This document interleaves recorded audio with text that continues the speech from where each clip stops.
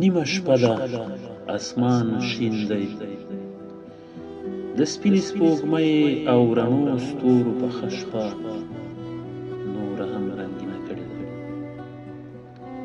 له لرې د ویالې د رڼو اوبو د پارچاو اواز لکه خوندوره موسیقي لا ډېره خوند کوي. د کلا خواته په لوی میدان کې چې شاوخوا یې لوی چنار او د توتانو ونو شپول جوړ کړی دی، ګڼ خلک په کټونو کې ناست او له ښاره د راغلو سازیانو سندرو ته غوږ دي. که څه هم اسمان شین او د سپوږمۍ رڼا پلنه ده، خو له دې سره سره په میدان کې یو لوی ګی سیخی او میدان یې سپین پړک ګرځولی دی. له ښاره راغلو دوو نامتو سازیانو ارمونې غاړې ته اچولي او په وار وار بدلې او سندرې وایي. ځینې وخت جوړه او ګډې سندرې هم زمزمه کوي. واده نه یوازې په سندرو او ساز تود دی، کله کله د ټوپک په داسې ډزو هم بدرګه شي ته به وایې په کلي کې جګړه نښتې ده. په میدان کې راټول راغلي لوی او واړه نارینه نه یوازې د سندرو ساز او خندا خوند اخلي، بلکې د پی مخو نڅاګرو ډمو چې اوږدې زلفې په اوبو راخورې دي ګډا هم خلق نیشه کړي. ډمې چې ګونګري تړلي نه یوازې په میدان کې ناڅي، کله ناکله په کټونو کې ناستو نارینهو ته رانږدې او د هغوی په وړاندې هم وناڅي. د نارینهو له منځه یو نیم له جیبه د پیسو نوټ راباسي او د ډمې پر سر یې شیندي او بل یې د سینو منځ ته ورچوي.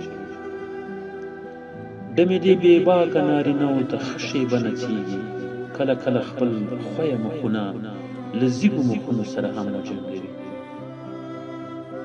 جبار چې نوي کالي یې اغوستي او تر څنګ یې شل ډزی ټوپک ایښی دی، هم څو ځله هڅه کوي چې په جیب لاس ومنډي او د ډمې له سره د پیسو بنډل تاو راتاو کړي. خو په څنګ کې یې کوچنی و کلن زوی د دې هوس خنډ جوړوي. ناببره پرې هوس غالب شي، له سترګو یې حیا لاړه شي، په جیب کې له پیسو ډک لاس راوباسي او د ده په وړاندې په پی مخې ډلې ټول بنډل وشیندي. زوی حیران او مسکی شي، په خپله دی او ورسره ناست کسان هم وخاندي. خالد زوی په حیرانتیا بې واکه وپوښتي: پلاره ولې خلک په ډمو پیسې شیندي؟ په کټ کې ناست خلک په کټ کټ وخاندي. جبار ته هم خندا ورشي. دا خو واده دی، واده خو بې ډزو بې پیسو شیندلو واده نه وي. خالد په خبره کې ور ټوپ کړ: نو ډمه دې ولې مچله؟ جبار له شرمه زیړه سر ټیټ نیسي، بې ځوابه شي او په کټ کې ناست کسان یو بل ته وګوري، لکه هغوی چې هم بې ځوابه وو خو ناببره خندا ونیولې. جبار په کوچني خالد لاس کېښود: واده دی که نه بچیه؟ د خالد سر په ځواب خلاص نه شو. نو دا ګونې شرم او ګناه نه ده؟ په کټ کې ناست خلک غلي شول. خالد په ورو راپاڅېد، پلار ته یې وویل: زه کلا ته د ښځو سیل ته ورځم. پلار یې خوله وږو ته ورنږدې کړه، وړل یې په غوږ کې وپسېده: ورځه، خو ګوره چې مور ته دې دا حال ونه وایي. څنګ ته ناست کس چې دا خبره واورېده په خندا یې زیاته کړه: ګوره که حال ووایې نو مور دې پلار درته له کوره شړي. او له دې سره په نږدې کټونو کې ناست ټولو کسانو په مزه مزه وخندل. د جبار په دې سپارښتنه د خالد اندېښنه نوره هم زیاته شوه، خو هېڅ یې ونه ویل او سم دم یې د کلا په لور منډه واخیسته. د کلا په بلۍ ګڼې ښځې راټولې وې، نجونې نڅېدلې او ځینو سندرې ویلې. د سندرمارو ښځو په منځ کې د خالد مور شاترینه هم نه یوازې چې سندرې ویلې، د ډم غټ ډول هم غاړې ته اچولی و او ډول یې واهه. شاترینې ډول بلې ښځې ته پرېښود او چمبه یې راواخیسته. خالد د مور په لیدو هک پک شو، له ځان سره یې وخندل. مورې چې تر دې دمه سندرې ویلې له ځایه راپاڅېده. خالد یې مخ ته ودرېد، په مینه ناک غږ یې ورته وایي: مورې ته ډول هم وهلی شې. په بام ناستې ښځې یو بلې ته وګوري، خندا یې ونیسي، شاترینې ته هم خندا ورشي. خالد غېږې ته رانږدې کړي: هو که نه، او سندرې هم؟ ولې ودې نه لیدم؟ خالد وایي: یوه نو سندرې خو ډمان وایي. مور یې سر وخوځوي، د زوی خبره تصدیق، خو د خپلې خبرې پخلی کوي. خو په واده کې د کور ښځې هم سندرې وایي زویه. غېږ ته یې رانږدې کړي، په غوږ کې ورو ورته وایي: خو ګوره پلار ته دې زما د ډول او سندرو ونه وایي. خالد ټکان خوري، اندېښنه یې واخلي، ځکه داسې یو سپارښتنه یې پلار هم ورته کړې وه. ناببره یې له خولې ووځي: ولې سندرې ګناه ده مورې؟ مور یې زوی سینې ته رانږدې کړي: ګناه نه ده، خو نارینه یې شرم بولي. خالد خاندي او مور ننګوي: که ورته ووایم؟ مور یې مسکۍ شي: له کوره مې شړي. خالد اندېښمن او چوپ لویږي.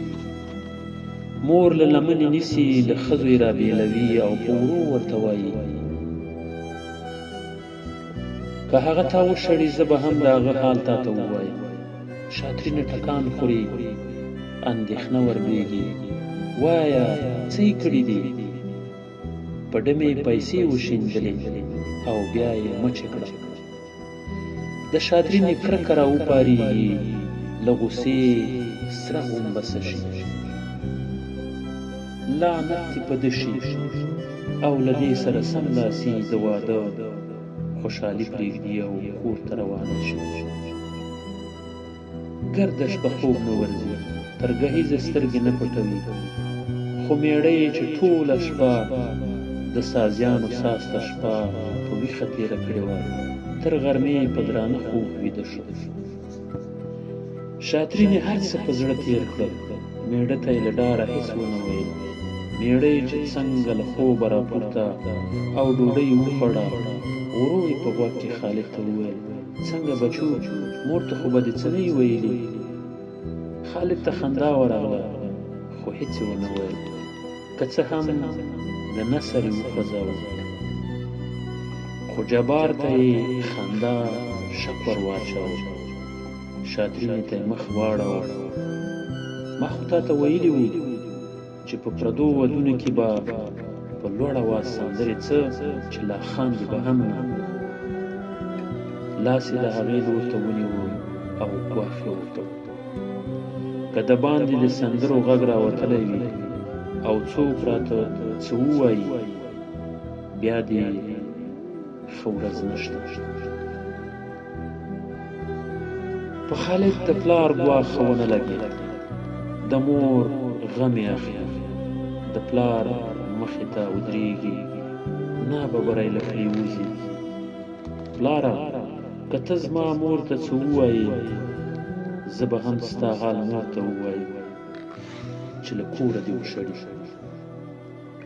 جبار له شرمه زیړه وړي، غولونکې خندا یې په شونډو جاري شي.